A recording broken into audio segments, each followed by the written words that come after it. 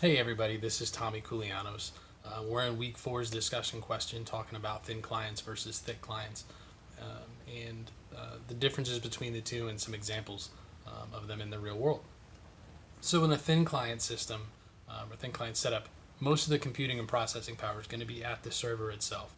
So your thin clients end up just basically being access points. Typically they're running like a virtual desktop. So everything's pretty easy to manage. I'm personally a big fan of the thin client system.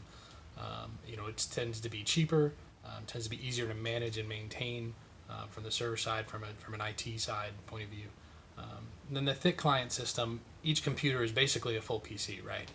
It's got all the processing power, most of the processing power, most of the computing power right there at the client itself. It runs its own desktop, own operating system, all of those things. Usually just connected to the server for to share information, to share data, build the network, all those types of things. So it's a little less resource intensive for the server, more resource intensive for the clients themselves. For an experience with them, I bank on my personal experience. I worked for a car dealership for a number of years here in South Carolina.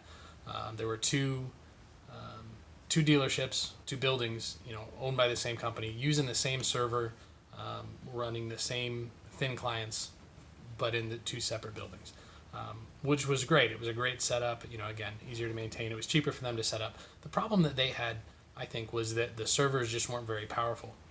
Selling cars, we needed to be able to do certain things. We had our CRM we needed to be able to access, our websites for Honda, which I was selling, our training sites that usually involved a lot of videos and stuff like that. When we want to be able to show things to customers and run their systems, we've got to print off paperwork from the system, from the CRM.